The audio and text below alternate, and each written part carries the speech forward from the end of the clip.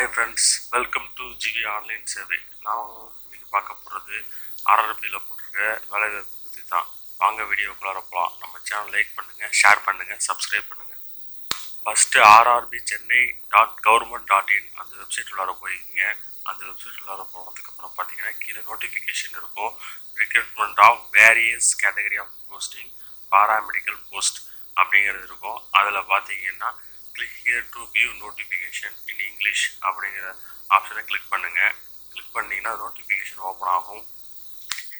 இந்த மாதிரி பிடிஎஃப் ஒன்று ஓப்பன் ஆகும். அந்த பிடிஎஃப்பில் கீழே வந்தோம்னா இம்பார்ட்டன்ட் டேட்ஸ் கொடுத்துருக்காங்க பாருங்கள். இந்த போஸ்டிங் பார்த்தீங்கன்னா ஓவரால் இந்தியா ஃபுல்லாக எல்லா மாநிலத்துக்கும் உள்ளது தான். மொத்தம் 1300க்கும் மேலே வேக்கன்சிஸ் இருக்குது. இம்பார்ட்டன்ட் டேட்ஸ் பார்த்தீங்கன்னா 17/8/2024 அன்னையிலேருந்து 16/9/2024 வரைக்கும் நம்ம அப்ளை பண்ணிக்கலாம். நம்ம ஏதாவது அப்ளை பண்ணும்போது தப்பு பண்ணிட்டோம்னாலும் கரெக்ஷன் பண்ணாலும் 17/9/2024லேருந்து 26/9/2024 வரைக்கும் நம்ம கரெக்ஷன் விண்டோ ஓப்பனில் இருக்கும். அன்றைக்கி நம்ம வந்து இது சேஞ்ச் பண்ணிக்கலாம். இந்த பதவிக்கான அப்ளிகேஷனை பொறுத்த வரைக்கும் ஃபுல் அண்ட் ஃபுல் ஆன்லைன் மோடில் மட்டும்தான் அப்ளை பண்ண முடியும். ஆஃப்லைனில் அப்ளை பண்ண முடியாது. வேரியஸ் போஸ்டிங் லிஸ்ட்டு கொடுத்துருக்காங்க பாருங்கள். டயட்டீஷியனில் பே லெவல் பார்த்தீங்கன்னா 7. இனிஷியல் பேமெண்ட்டாக இப்போ எவ்வளோ பே பண்ணுறாங்கன்னா 44,900 பே பண்ணுறாங்க. இதுக்கு ஏஜ் கேட்டகரி பார்த்தீங்கன்னா 18 வயசுலேருந்து 36 வயசு வரைக்கும் இருக்கலாம். டோட்டல் வேக்கன்சிஸ் பார்த்தீங்கன்னா ஃபுல் ஆர்ஆர்பிக்கும் 5 வேக்கன்சிஸ் கொடுத்துருக்காங்க. நர்சிங் சூப்பர்டென்ட் அதுக்கு வந்து பே ஸ்கேல் பார்த்தீங்கன்னா 44,900. மெடிக்கல் ஸ்டாண்டர்ட் பார்த்தீங்கன்னா C1. ஏஜ் லிமிட் பார்த்தீங்கன்னா 20 வயசுலேருந்து 43 வயசு வரைக்கும் அப்ளை பண்ணலாம். டோட்டல் வேக்கன்சிஸ் பார்த்தீங்கன்னா 713. இதில் நிறைய வேக்கன்சிஸ் இருக்கும். இந்த போஸ்டிங்க்கு அப்ளை பண்ணலாம். அதேமாதிரி ஆடியாலஜிஸ்ட், ஸ்பீச் தெரபிஸ்ட் அதுக்கு வந்து ஸ்டார்டிங் சேலரி பார்த்தீங்கன்னா 35,400. இதோட ஏஜ் லிமிட் பார்த்தீங்கன்னா 21லேருந்து 33 வரைக்கும் இருக்கும். டோட்டல் வேக்கன்சிஸ் பார்த்தீங்கன்னா 4. கிளினிக்கல் சைக்காலஜிஸ்ட் இதுக்கு வந்து சேலரி பார்த்தீங்கன்னா 35,400. இதோட ஏஜ் லிமிட் பார்த்தீங்கன்னா 18 வயசுலேருந்து 36 வயசு வரைக்கும் இருக்கும். இதோட டோட்டல் வேக்கன்சிஸ் பார்த்தீங்கன்னா 7 வேக்கன்சிஸ் கொடுத்துருக்காங்க. டென்டல் ஹைஜிஸ்ட் அதுக்கு பார்த்து பார்த்தீங்கன்னா 35,400 சேலரி. அதுக்கு வந்து ஏஜ் லிமிட் பார்த்தீங்கன்னா 18 வயசுல 36 வயசு வரைக்கும் அப்ளை பண்ணலாம். மொத்தம் 3 வேக்கன்சிஸ் கொடுத்துருக்காங்க. அடுத்ததாக பார்த்தீங்கன்னா டயாலிசிஸ் டெக்னீஷியன் அந்த அதுக்கு பார்த்தீங்கன்னா 35,400 சேலரி தராங்க. அதுக்கு ஏஜ் லிமிட் பார்த்தீங்கன்னா 20 முதல் 36 வயசு வரைக்கும் அப்ளை பண்ணலாம். டோட்டல் வேக்கன்சிஸ் 20 இருக்குது. Health and malaria inspector GR level grade level 3 இதுக்கு வந்து சேலரி பார்த்தீங்கன்னா 35,400. இதற்கான ஏஜ் லிமிட்ஸ் பார்த்தீங்கன்னா 18 வயசுல 36 வயசு வரைக்கும் அப்ளை பண்ணலாம். டோட்டல் வேக்கன்சிஸ் 126 வேக்கன்சிஸ் கொடுத்துருக்காங்க. லேபரேட்டரி சூப்பர்டென்ட் இதுக்கு வந்து 35,400 சேலரியாக ப்ரொவைட் பண்ணுறாங்க. இதோட ஏஜ் லிமிட் பார்த்தீங்கன்னா 18 வயசுலேருந்து 36 வயசு வரைக்கும் அப்ளை பண்ணலாம். டோட்டல் வேக்கன்சிஸ் பார்த்தீங்கன்னா 27 வேக்கன்சிஸ் இருக்குது. அதுக்கு அடுத்தது பார்த்தீங்கன்னா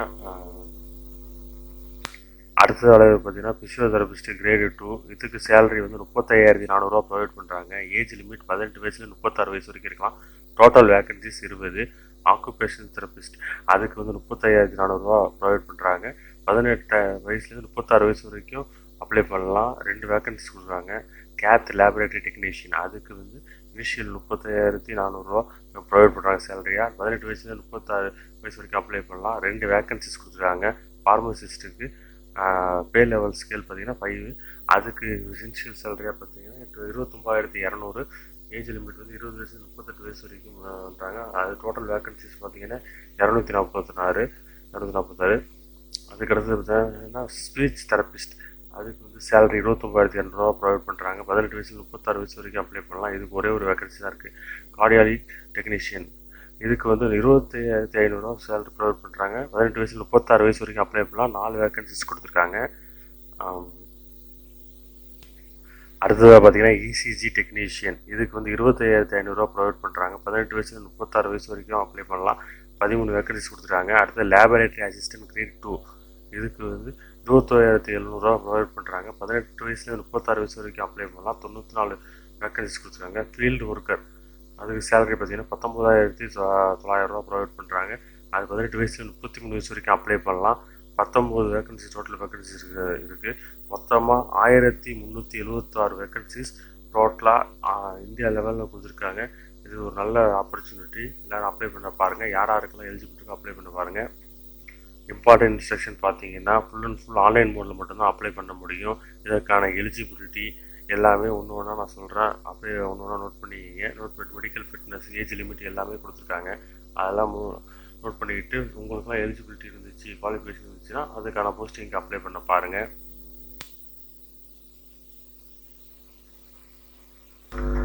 ஏஜ் லிமிட்டை பொறுத்த வரைக்கும் 1/1/2025 அன்னைக்கு இதோட ஏஜ் லிமிட் இவ்வளோ தான் இருக்கணும் அப்படிங்கிறது கொடுத்துருக்காங்க. 18 வயசுல 33 வயசுன்னா 1ஆம் தேதி 1ஆம் மாதம் 2007 2/1/1992 பிறந்திருக்கணும். அதுக்கப்புறம் வந்து ஓபிசியாக இருந்துச்சுன்னா 2/1/1989 பிறந்திரலாம். எஸ்சி/எஸ்டியாக இருந்ததுன்னா 2/1/1987 பிறந்திருக்கலாம். ஒவ்வொரு ஏஜ் குரூப்பும் கொடுத்துருக்காங்கல்ல, அது இவ்வளோ லிமிட்லேருந்து இவ்வளோ லிமிட்டுக்குள்ளே தான் இருக்கலாம் அப்படிங்கிறத அதை கொடுத்துருக்காங்க. உங்களோட ஏஜ் லிமிட் என்னென்னு பார்த்துக்குங்க. அதுக்கு தகுந்த மாதிரி அப்ளை பண்ண பாருங்கள். டீட்டெயிலாக படித்து பார்த்துக்குங்க. அதை ஒவ்வொரு பதவிக்கும் பார்த்தீங்கன்னா ஏஜ் ரிலாக்ஸேஷன் கொடுத்துருக்காங்க. ஒவ்வொரு கம்யூனிட்டியும் பார்த்து அதை பார்க்கலாம் வாங்க.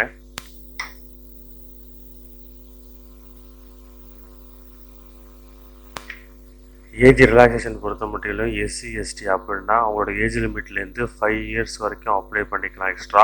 அதேமாதிரி ஓபிசி நான் கிரீம் லேயர் அவங்களுக்கு வந்து 3 இயர்ஸ் வரைக்கும் ஏஜ் ரிலாக்ஸேஷன் கொடுத்துருக்காங்க. Ex service man at least 6 month continuous service work பண்ணியிருந்தாங்க அப்படின்னா அவங்களுக்கு 3 இயர்ஸும், அதேமாதிரி ஓபிசி இடபிள்யூஎஸ்னா எக்கனாமிக்கல் வீக்கர் செக்ஷனில் உள்ளவங்க 3 இயர்ஸ்க்கும், ஓபிசி எக்ஸ் சர்வீஸ் மேன்னா அவங்களுக்கு 6 இயர்ஸும், எஸ்சி/எஸ்டி அப்படின்னா 8 இயர்ஸும் அவங்களுக்கு ஏஜ் ரிலாக்ஸேஷன் கொடுத்துருக்காங்க. பர்சன் வித் பெஞ்ச்மார்க் டிசபிலிட்டி, ஏதாவது உங்கள் மாற்றுத்திறனாளி இருந்தாங்க அப்படின்னா அவங்களுக்கான ஏஜ் லிமிட் பார்த்தீங்கன்னா 10 இயர்ஸ், 13 இயர்ஸ், 15 இயர்ஸ் அப்படின்னா அவங்க கம்யூனிட்டிக்கு தகுந்த மாதிரி கொடுத்துருக்காங்க.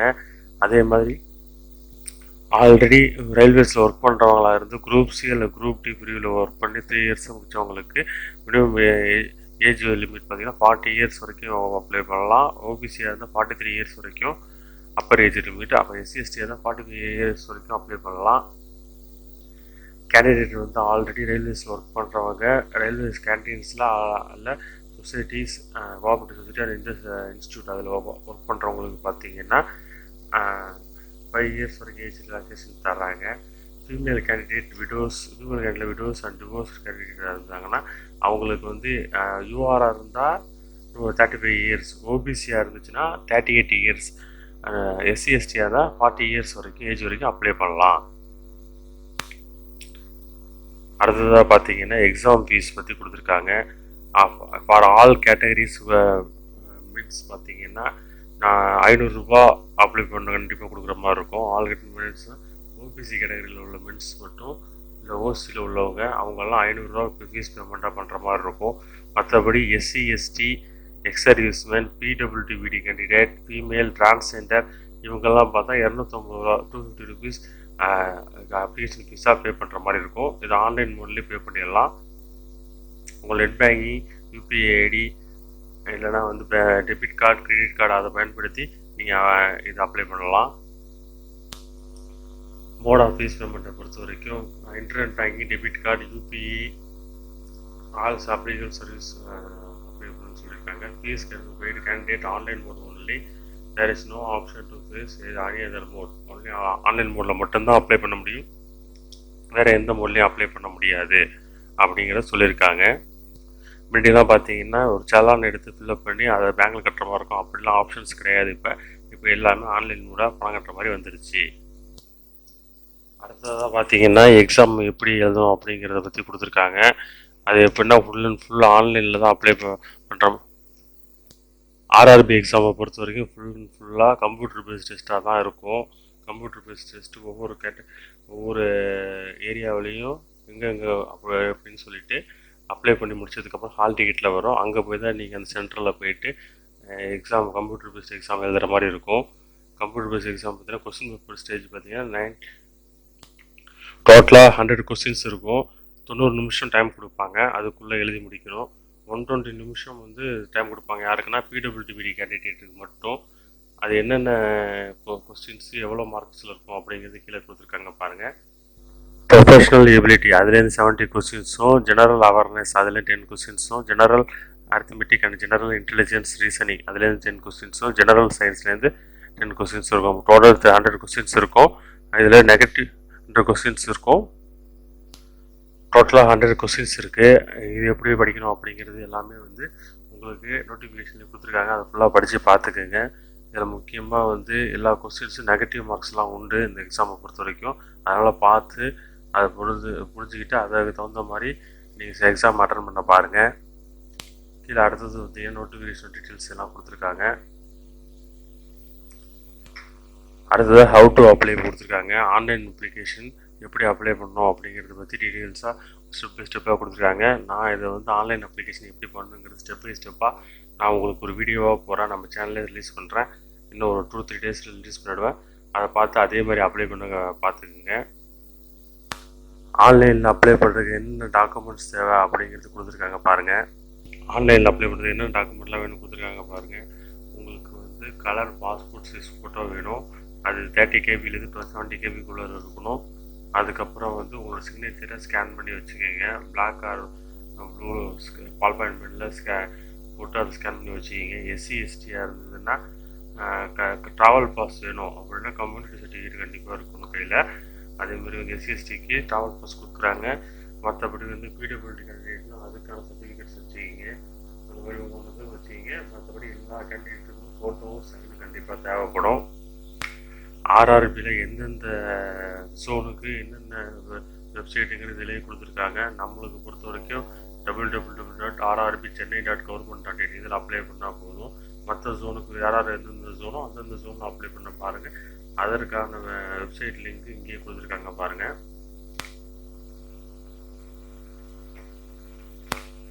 ஒவ்வொருத்தவங்களும் அக்கௌண்ட் க்ரியேட் பண்ணதுக்கப்புறம் 250 நான் ரீஃபண்டபிள் அமௌண்ட்டு வந்து கண்டிப்பாக பே பண்ணுற மாதிரி இருக்கும். அதான் சொல்லியிருந்தாங்க. 250 ஒவ்வொரு வேறு கேட்டகரி எம்பிசி பிசி அவங்களுக்குலாம் மென்ஸ்க்கெலாம் பார்த்தீங்கன்னா 500 ருபீஸ் பே பண்ணுற மாதிரி இருக்கும்.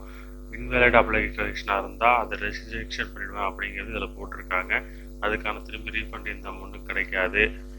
கால் லெட்டர் வரும் முன்னாடியே உங்களுக்கு இன்ஸ்ட்ரக்ஷன் லெட்டர் கால் லெட்டர். அதில் வந்து பார்த்தீங்கன்னா ட்ராவல் பாஸ் எல்லாமே கொடுத்துருப்பாங்க. எந்த ஏரியாவில் ஃபஸ்ட்டு அப்ளை உங்களுக்கு எக்ஸாம் அப்படிங்கிறது தெரியும். அதுக்கப்புறம் என்ன கரெக்டாக ஒரு 2 டேஸ் 3 டேஸ்க்கு முன்னாடி தான் எங்கே உங்களுக்கு எக்ஸாமுங்கிறது உங்களுக்கு ரிலீஸ் ஆகும் அப்படின்லாம் போட்டிருக்காங்க.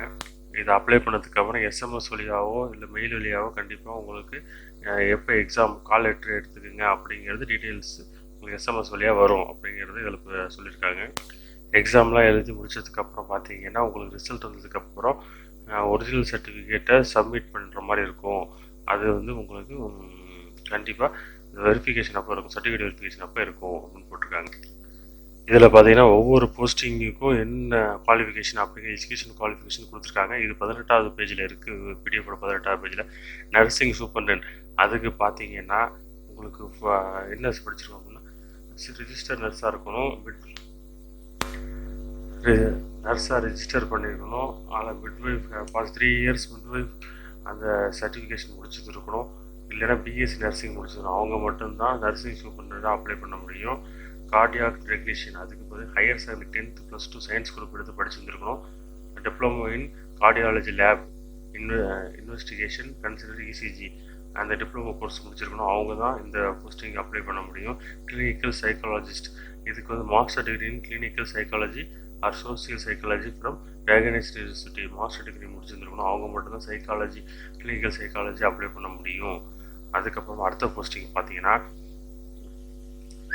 இசிஜி டெக்னீஷியனை பொறுத்த வரைக்கும் 10th முடிச்சு graduation in science having certificate diploma and degree ECG laboratory technology and cardiology technology இது கண்டிப்பாக படிச்சிருக்கணும். இது படிச்சிருந்தோம்னா தான் இசிஜி டெக்னீஷியனாக அப்ளை பண்ண முடியும். அடுத்ததாக உள்ள ஃபீல்டு ஒர்க்கரை பொறுத்த வரைக்கும் பார்த்தீங்கன்னா 10th +2 முடிச்சிருக்கணும். பயாலஜி ஆர் கெமிஸ்ட்ரி குரூப் எடுத்து படிச்சிருக்கணும். சயின்ஸ் குரூப்பு அவங்க மட்டும்தான் இதுக்கு அப்ளை பண்ண முடியும்.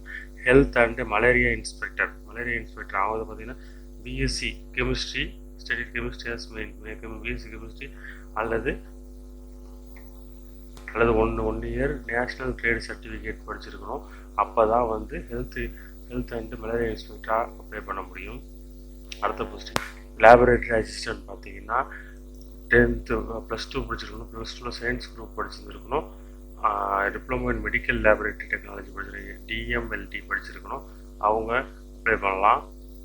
மெடிக்கல் சர்டிஃபிகேட் கோர்ஸ் படிச்சிருக்கணும், மெடிக்கல் லேப் டெக்னீஷியன் டிஎம்எல்டி படிச்சிருக்கணும், கண்டிப்பாக அவங்க மட்டும் அதுக்கு அப்ளை பண்ண முடியும். Physiotherapist bachelor degree in physiotherapist from diagnose university, அவங்க மட்டும் தான் அந்த இதுக்கு அப்ளை பண்ண போஸ்டிங் அப்ளை பண்ணுவோம். ரேடியோகிராஃபர் எக்ஸ்ரே டெக்னீஷியன் பார்த்தீங்கன்னா 10th +2 physics and science group எடுத்து படித்து டிப்ளமோ இன் ரேடியாலஜி, அது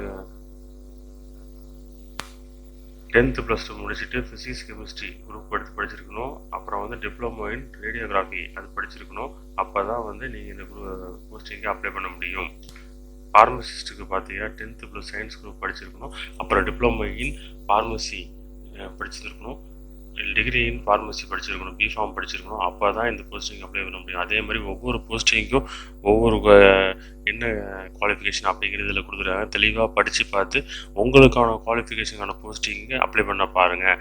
அது மட்டும்தான் அங்கே நீங்கள் என்ன போஸ்டிங் குவாலிஃபிகேஷனோ அதுக்கு தகுந்த மாதிரி போஸ்டிங் மட்டும்தான் அதில் அப்ளை பண்ண முடியும். அதுக்கான வீடியோ உங்களுக்கு நான் கூடிய சீக்கிரம் ரிலீஸ் பண்ணுறேன். அவ்வளோதான் ஃப்ரெண்ட்ஸ். ஒவ்வொரு போஸ்டிங்கும் எல்லாத்தையுமே உங்களுக்கு படித்து பார்த்து உங்களுக்கு தேவை என்ன குவாலிஃபிகேஷனோ அதுக்கான போஸ்டிங் அப்ளை பண்ண பாருங்கள். எந்த தப்பும் பண்ணிடாதீங்க. நான் உங்களுக்கான வீடியோவை போஸ்ட் பண்ணுறேன். அடுத்த வீடியோவில் சந்திப்போம். தேங்க்யூ ஃபார் வாட்சிங். வேறு ஏதாவது டவுட்ஸ் இருந்தாலும் நம்ம கமெண்ட் செக்ஷனில் கேளுங்க. இதற்கான நோட்டிஃபிகேஷன் லிங்க்கு நம்ம டிஸ்கிரிப்ஷனில் கொடுத்துருக்கேன், அதை நீங்கள் படித்து பார்த்துக்குங்க. தேங்க்யூ ஃபார் வாட்சிங்.